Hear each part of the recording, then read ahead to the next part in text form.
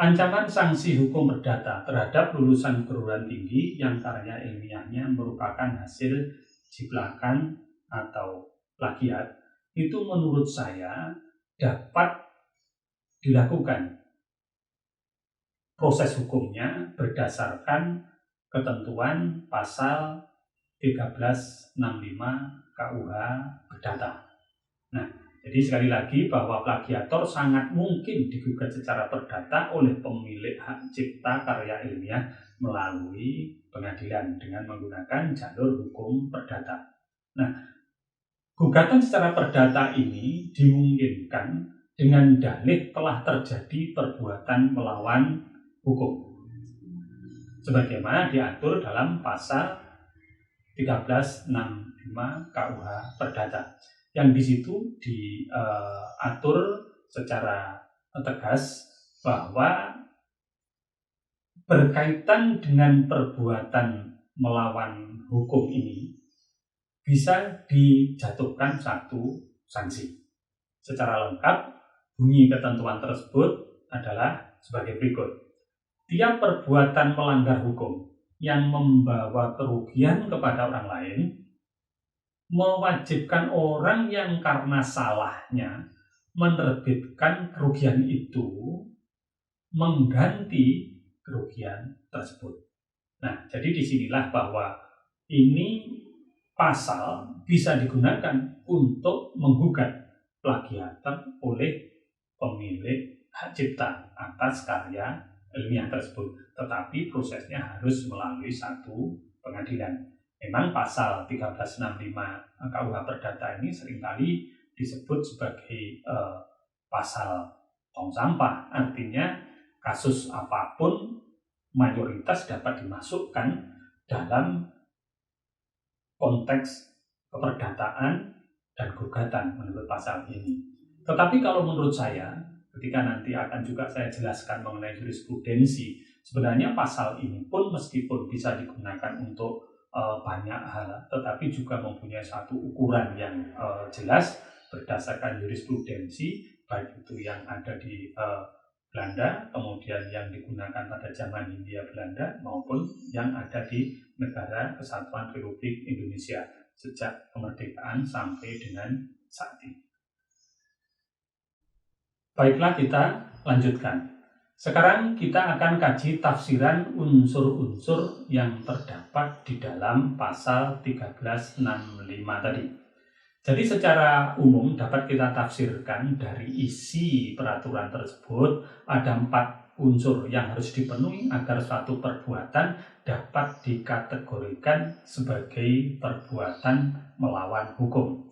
Yaitu yang pertama adalah melanggar peraturan hukum, kemudian yang kedua dilakukan secara bersalah, kemudian yang ketiga ada hubungan sebab akibat, dan keempat itu ada satu kerugian. Nah, untuk memperjelas ini saya akan uraikan satu persatu. Unsur yang pertama adalah ada perbuatan melanggar peraturan hukum.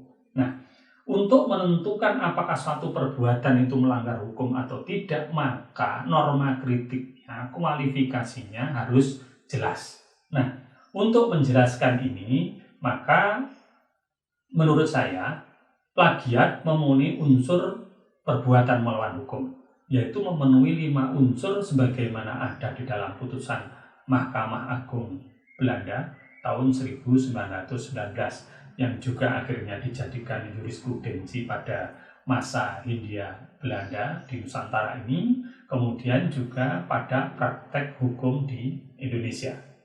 Alasannya adalah sebagai berikut. 1. Plagiator melanggar undang-undang. Undang-undang apa yang dilanggar? Kita bisa lihat dalam ketentuan pasal 44 ayat 1 Undang-Undang nomor 28 tahun 2014 tentang hak cipta, khususnya adalah pasal 44 ayat 1 huruf A. Nah, ketentuannya begini. Penggunaan, pengambilan, penggandaan dan atau pengubahan suatu ciptaan dan atau produk hak terkait secara seluruh atau sebagian yang substansial tidak dianggap sebagai suatu pelanggaran hak cipta jika sumbernya disebutkan atau dicantumkan secara lengkap untuk keperluan A.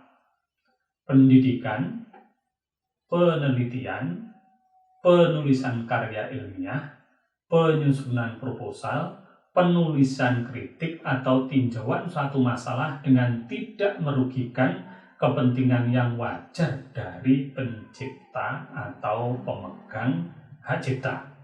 Kemudian yang B, keamanan serta penyelenggaraan pemerintahan, legislatif, dan peradilan. Kemudian yang C, ceramah yang hanya untuk tujuan pendidikan dan ilmu pengetahuan. Atau yang D, pertunjukan atau pementasan yang tidak dipungut bayaran dengan ketentuan tidak merugikan kepentingan yang wajar dari pencipta. Nah, jadi ketentuan pasal ini mewajibkan bahwa untuk keperluan bidang kependidikan, penelitian, dan sebagainya wajib menggunakan rujukan yang jelas dan memadai. Karena itu menurut saya berdasarkan orang tersebut dapat dipahami bahwa plagiat dapat digugat secara perdata karena melakukan perbuatan yang bertentangan dengan kewajiban si pelaku. Apa itu kewajibannya? Yaitu mencantumkan sumber rujukan secara memadai. Nah, jadi ini dia, memang kalau kita lihat dari pasalnya itu memang tidak jelas, tetapi kalau kita sebagai orang hukum, kita tahu persis bahwa bagaimana menafsirkan suatu peraturan perundang-undangan itu isinya salah satunya dapat ditafsirkan secara berlawanan atau disebut dengan a contrario.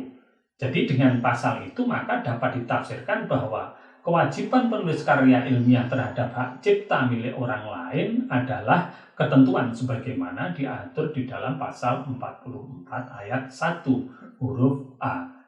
Dan karena plagiator itu tidak menyebutkan atau mencantumkan sumbernya secara lengkap, maka menurut saya inilah yang menjadi dasar yang bisa digunakan oleh penggugat sebagai pemilik hak cipta untuk menggugat plagiator sebagai pelaku plagiat hak cipta dari karya ilmiah yang bersangkutan.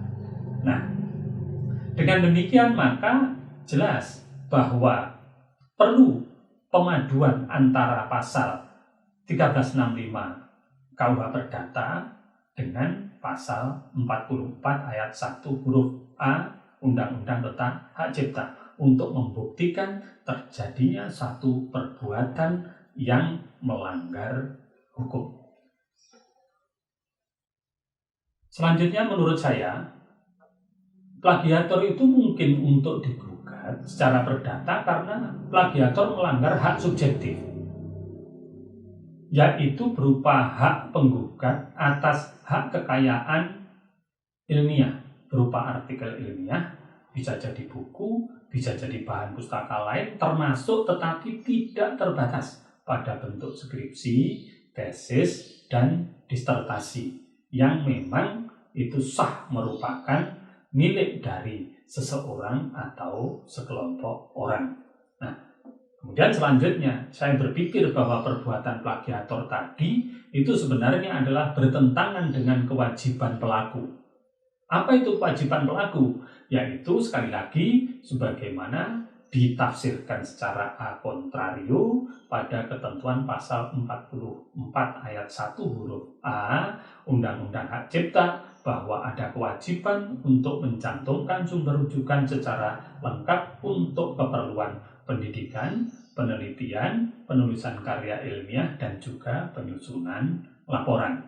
Nah, selanjutnya saya akan sampaikan bahwa perbuatan plagiator tersebut juga bertentangan dengan kesusilaan. Misalnya, bertentangan dengan hati nurani, kemudian bertentangan dengan kode etik. penulisan karya ilmiah yang pasti pada masing-masing perguruan tinggi itu memiliki kode etik dan sudah disosialisasikan secara memadai dan juga sudah dibiasakan kepada mahasiswanya.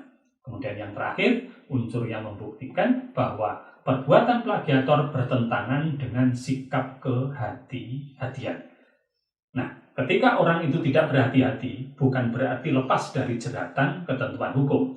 Karena jelas bahwa yang dimaksud dengan plagiat itu adalah karena sengaja atau tidak sengaja.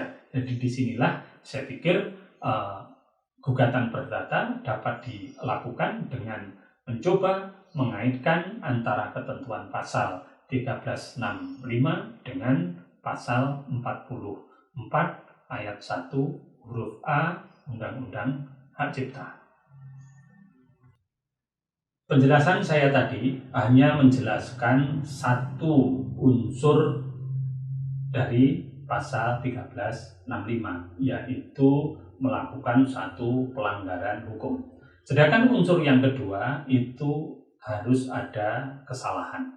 Nah, ketika kita lihat dari konteks kesalahan, maka suatu hal dikatakan salah itu manakala sesuatu itu tidak wajar dilakukan atau bertentangan dengan keumuman atau bertentangan dengan peraturan perundang-undangan yang berlaku. Nah, di sini kita jelas bahwa di dalam Peraturan Menteri Pendidikan Nasional tadi ada satu definisi bahwa plagiat yaitu orang yang dalam menulis karya ilmiahnya itu merujuk, menulis, punya orang lain tetapi tidak mencantumkan sumber rujukan secara memadai. Nah, disinilah maka jelas bahwa unsur kesalahannya bisa berbentuk kesengajaan atau bisa berbentuk kelalaian. Nah, kemudian unsur yang ketiga. Unsur yang ketiga yang terkandung di dalam ketentuan pasal 1365 itu ada hubungan sebab akibat dari suatu perbuatan. Nah, dalam konteks ini kerugiannya itu merupakan suatu hubungan sebab akibat. Misalnya, karena disebabkan oleh plagiat, akibatnya adalah kekecewaan. Kemudian juga bisa jadi karena kehilangan uang, atau mungkin juga karena kehilangan sebuah pengakuan, yang semua itu merupakan akibat dari plagiat. Nah, jadi disinilah yang akan saya katakan bahwa dalam konteks hukum perdata, kita memang harus bisa membuktikan kalau itu betul-betul terjadi satu kerugian. Tentu orang yang mempunyai karya ilmiah kemudian dikutip oleh orang lain dengan tanpa menyebutkan satu rujukan itu merupakan satu kerugian. Kerugian yang pertama itu berkaitan dengan persoalan materi mungkin, karena kita atau orang yang membuat karya ilmiah itu perlu waktu, perlu tenaga, perlu kemampuan, dan tahu-tahu hasilnya ternyata diklaim oleh orang lain dengan tidak menyebutkan, meskipun itu hanya satu kalimat atau itu hanya satu paragraf, tetapi itu adalah satu kerugian. Mungkin juga kerugian-kerugian yang lain akan muncul. Makanya kalau kita lihat dari hubungan sebab akibat, jadi sebabnya adalah plagiat, akibatnya adalah kerugian baik material maupun imaterial. Nah, disinilah maka unsur yang keempat di dalam pasal 1365 itu adanya satu kerugian. Kerugian sebagaimana saya katakan tadi, bisa kerugian material, bisa kerugian imaterial. Kerugian materialnya itu berupa biaya, waktu, dan sebagainya. Kemudian kerugian imaterial yang mungkin orang yang justru mempunyai karya ilmiah yang sungguhan itu pernah dibully oleh orang lain atau mahasiswa lain atau mungkin pegawai yang lain, dituduh bahwa dia melakukan satu plagiat, padahal yang jadi korban plagiat itu adalah dia. Nah, inilah yang mungkin di dalam membuat satu gugatan yang harus dijelaskan secara detail mengenai unsur-unsur yang ada di dalam pasal 1365 KUH Perdata. Kerugian yang lain bisa muncul karena begini, karena itu dijiplak, kemudian itu dipublikasikan, maka bisa jadi pemilik hak cipta itu bukunya menjadi tidak begitu laris. Karena apa? Karena idenya sudah diklaim oleh orang, kemudian itu diupload. Dan biasanya kalau sudah diupload dengan tanpa ada kata kunci atau dengan tanpa berbayar, maka itu biasanya lebih banyak diupload oleh orang ketimbang dengan beli buku. Nah, inilah yang saya katakan, semua itu bisa dihitung secara material, kemudian itu digugatkan dengan cara sesuai dengan peraturan hukum tersebut. Kemudian timbul pertanyaan, kira-kira kalau gugatan dari pemilik karya ilmiah tadi itu dikabulkan oleh pengadilan, kira-kira putusannya bisa berupa apa?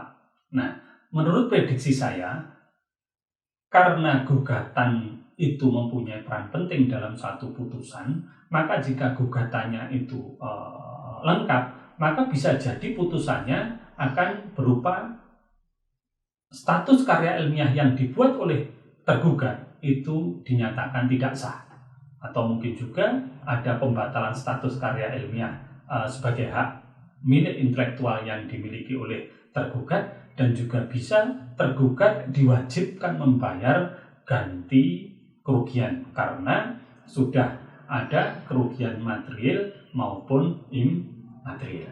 Nah, jadi bisa jadi itu merupakan satu putusan yang dijatuhkan oleh pengadilan. Tapi sekali lagi bahwa untuk memunculkan suatu putusan itu perlu adanya suatu gugatan, dan sudah umum di dalam hukum kita diakui bahwa satu putusan itu tidak boleh ultra petita, artinya tidak boleh melampaui apa yang digugatkan oleh tergugat.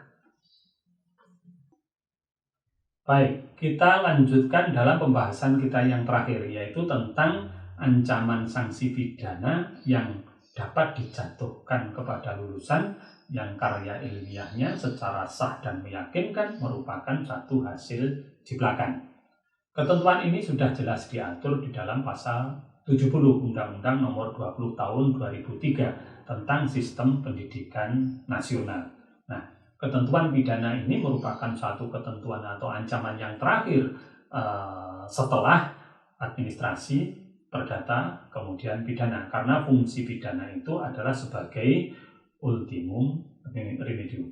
Nah, jadi diatur di dalam ketentuan itu bahwa lulusan yang karya ilmiah yang digunakannya untuk mendapatkan gelar akademik, profesi, atau vokasi sebagaimana dimaksud dalam pasal 25 ayat 2 terbukti merupakan jiplakan, dipidana dengan pidana penjara paling lama 2 tahun dan atau pidana denda paling banyak 200 juta rupiah. Nah, jadi ketentuan di dalam sistem pengancaman ini menggunakan sistem alternatif kumulatif. Jadi hakim dapat menjatuhkan pidana penjara saja, dapat juga menjatuhkan pidana denda saja, dan juga dapat menjatuhkan kedua-duanya. Biasanya di dalam kebiasaan hukum pidana, manakala ada satu ketentuan hukum ya, kemudian ancamannya itu dilakukan dengan cara sistem alternatif kumulatif, maka indikator yang pertama bahwa kejahatan itu dianggap merupakan suatu kejahatan yang perlu untuk dijatuhi pidana. Kemudian pidananya seperti apa? Tentu disesuaikan dengan tingkat kesalahannya, kemudian juga dengan kondisi pelaku, kemudian rasa keadilan di masyarakat, dan juga berkaitan dengan upaya penanggulangan kejahatan.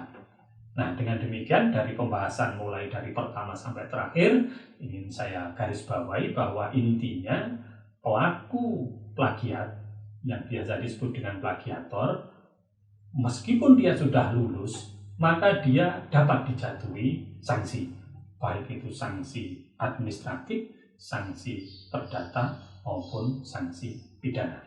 Kemudian putusan dari pengadilan, baik itu dalam sistem pengadilan perdata maupun sistem peradilan pidana, itu dapat digunakan sebagai dasar bagi perguruan tinggi untuk melakukan satu pemeriksaan lanjutan dalam rangka untuk membatalkan ijazahnya dan juga dalam rangka untuk mencabut gelar akademik, gelar profesi maupun gelar vokasi.